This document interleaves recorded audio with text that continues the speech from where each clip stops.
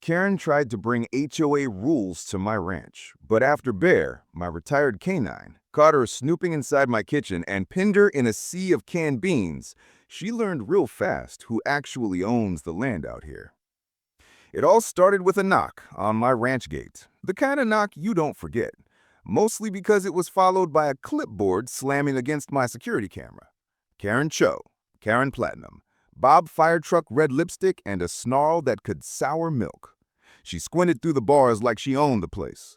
"This area is not up to HOA code," she barked, pointing at my 100-acre ranch like it was a suburban front yard.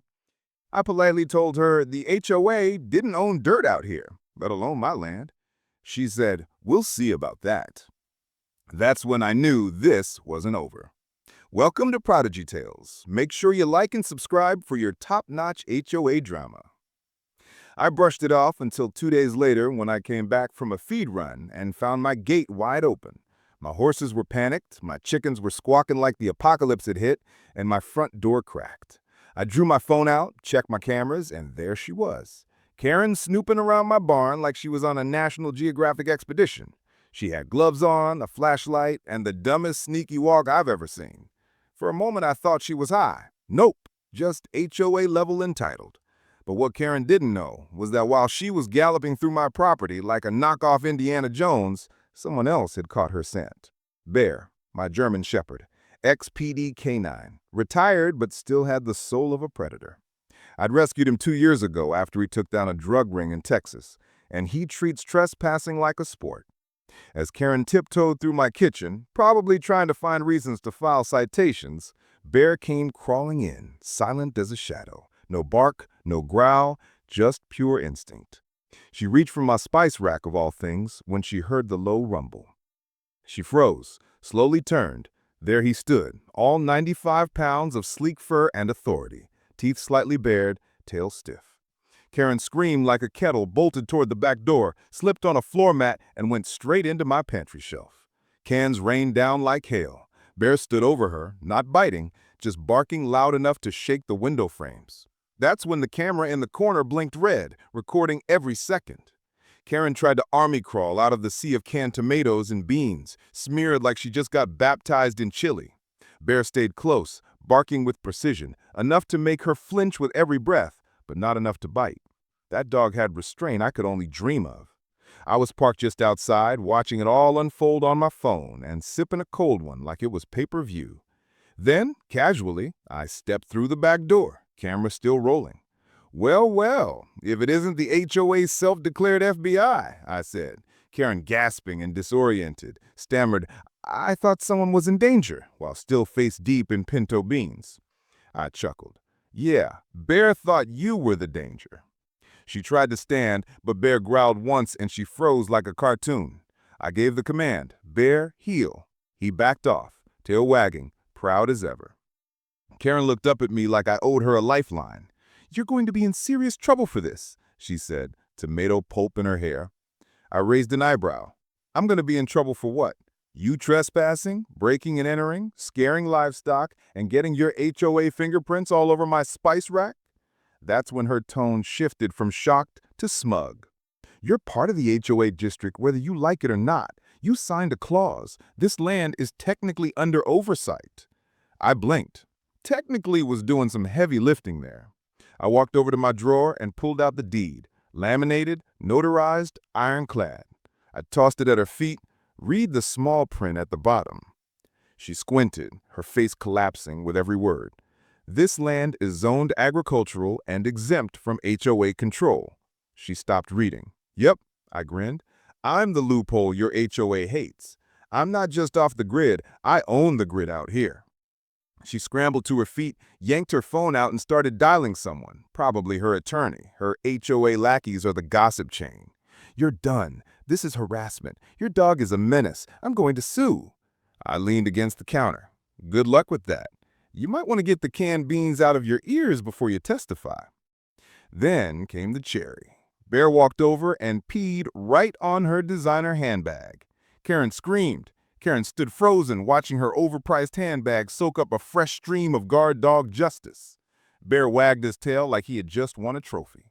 She gasped, scooped up the bag like it was a newborn, and shouted, "This is a Louis Vuitton, you savage!" I tilted my head. Did Louis design it to hold dog pee? Because that's a nice added feature. She screamed again, storming out the door, but not before slipping on a trail of horse feed and falling directly into my flower bed. Roses? Thorns? You can guess the rest. I didn't bother helping her up. Instead, I turned to my camera setup and calmly downloaded the footage. Every second of her break-in was now backed up to a cloud server, 2 flash drives, and my private lawyer's email.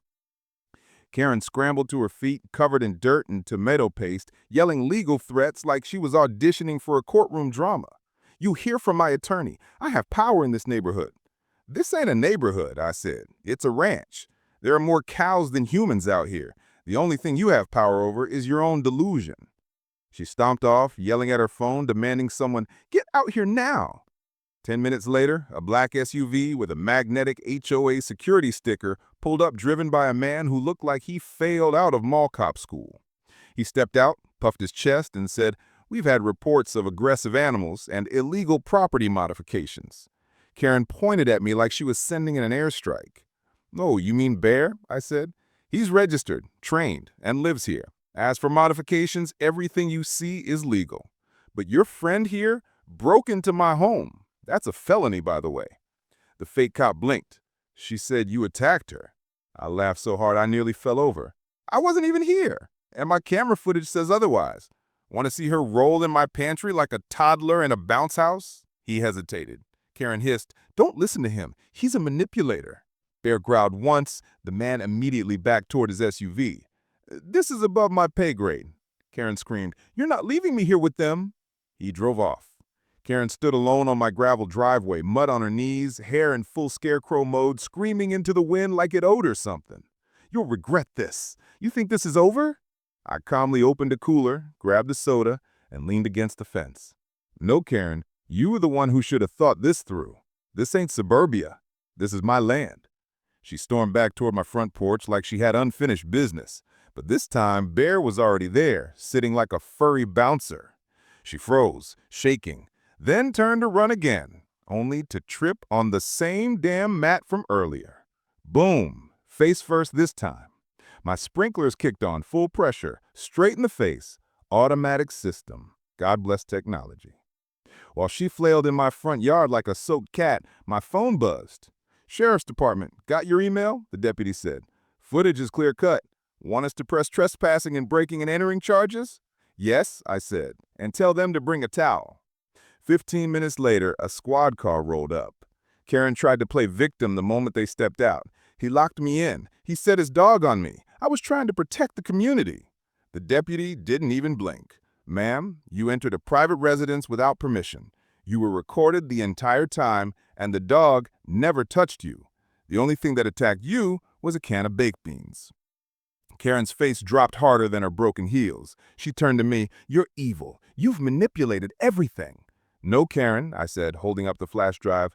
"You did this to yourself. The HOA doesn't run this ranch.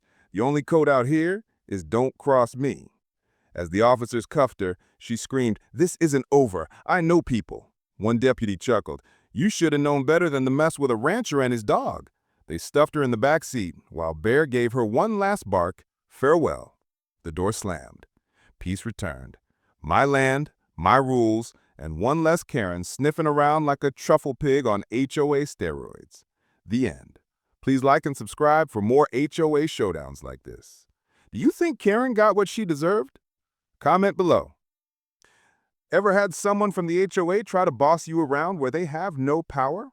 Drop your wildest story in the comments, hit like and subscribe, and join us next time for more real HOA takedowns.